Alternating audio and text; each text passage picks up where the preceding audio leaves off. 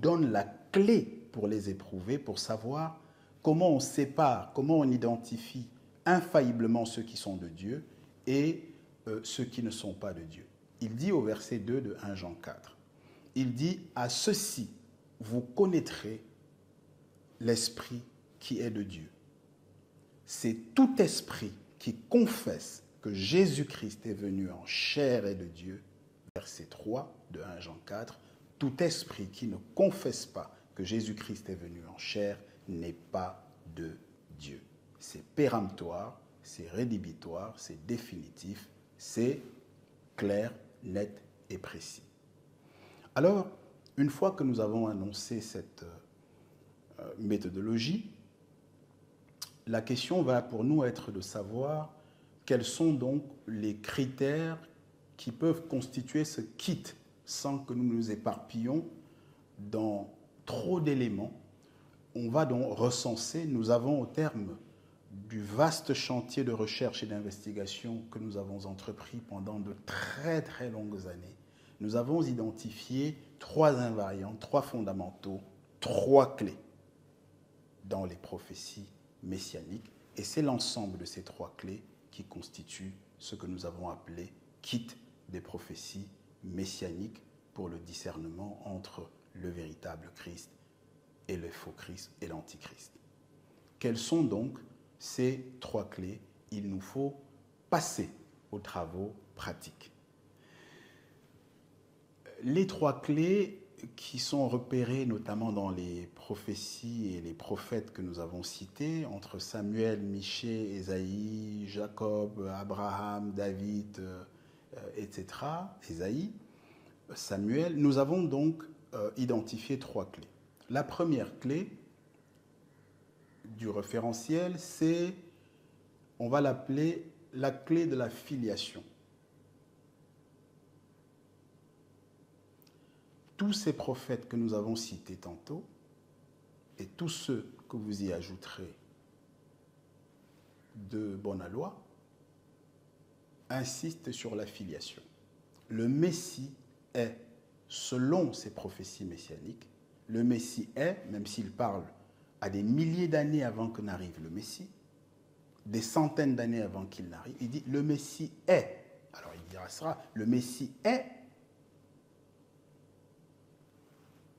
de la postérité d'Abraham, le Messie est descendant de Jacob, le Messie est le fruit des entrailles de Judas, et le Messie est rejeton de David. Pour ne citer que ces 4 patriarches-là, il y en a d'autres, bien entendu, par exemple, le père de David, Isaïe, que nous n'avons pas cité pour ne évoquer que celui-là. Mais voilà, dans la lignée, pour faire raccourci et choisir un échantillon représentatif, les 4 personnages que nous avons retenus, Abraham, Jacob, Judas, David. Le Christ doit être de cette lignée-là. Le Christ est de cette descendance généalogique, biologique-là. Voilà ce que dit, de manière concordante, en synergie, totalement alignée, l'ensemble des prophéties messianiques. Voilà donc la clé numéro 1. La clé numéro 2 du kit des prophéties messianiques, c'est la clé de la naissance. Toutes les prophéties messianiques ont été claires. Elles ont convergé pour dire toujours et encore la même chose. Le Messie naît de façon ordinaire, comme un simple homme, par la procréation, en respect de Genèse 1, 28 ou Genèse 4, 1, en respect de la promesse régissant l'alliance perpétuelle passée entre Dieu et Abraham, en respect tout simplement d'un certain nombre d'autres considérations, comme celle de Michée 5, verset 1, ou encore celle d'Ésaïe, et j'en passe. Ésaïe, dont nous avons cité tantôt, notamment le chapitre 11, verset 1, Nous aurions pu citer le chapitre 53, verset 3, qui dit qu'il est un homme de douleur, habitué à la souffrance.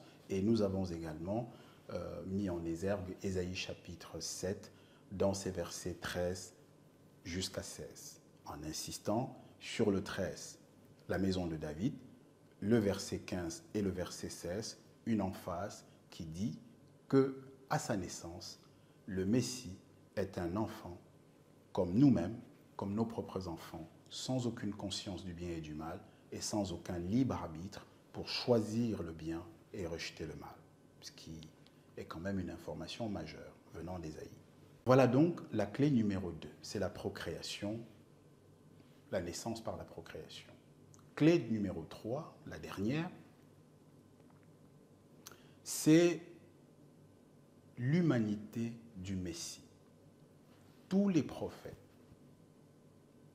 sont sur la même longueur d'onde et totalement alignés dans leurs prophéties pour dire invariablement que le Messie, que l'humanité du Messie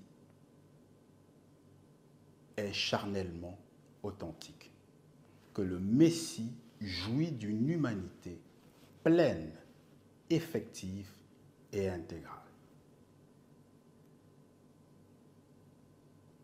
Nous pouvons donner des références peut-être pour faciliter le travail à ceux qui écouteraient en notant pour en même temps faire des recherches et confronter ce que nous disons.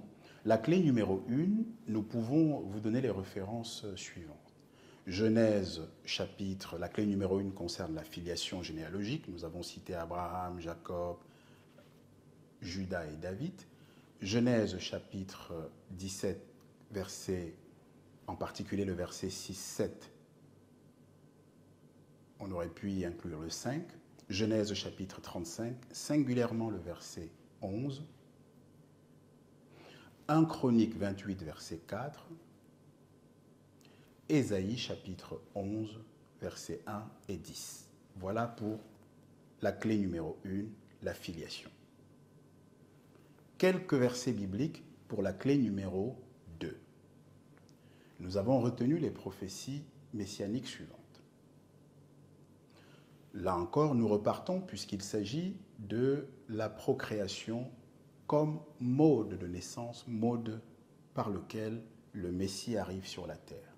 Là encore, nous sommes obligés de nous apitoyer, de nous arrêter sur Genèse chapitre 17 et singulièrement le verset 6, où il est indiqué que des rois sortiront des reins d'Abraham et que Dieu le rendra fécond à l'infini.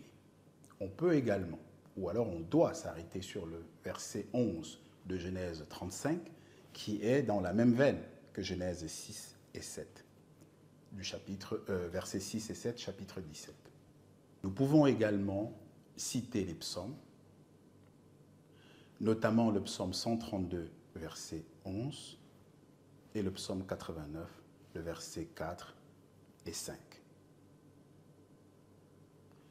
Là encore, nous allons citer Ésaïe, mais cette fois-ci, Ésaïe chapitre 7, les versets 13 à 16, dont nous avons parlé précédemment.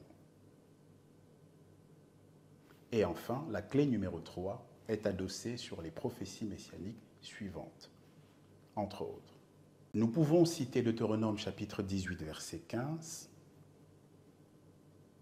Nous pouvons citer également Jean-Baptiste dans Jean chapitre 1, les versets 26 et 30. Citer 2 Samuel, chapitre 2 Samuel 2, les versets 12 et 16. Donc 2 Samuel 7, versets 12, 16. Et nous pouvons également citer Ésaïe 53, verset 3. Voilà les quelques versets sur lesquels nous pouvons adosser chacune des clés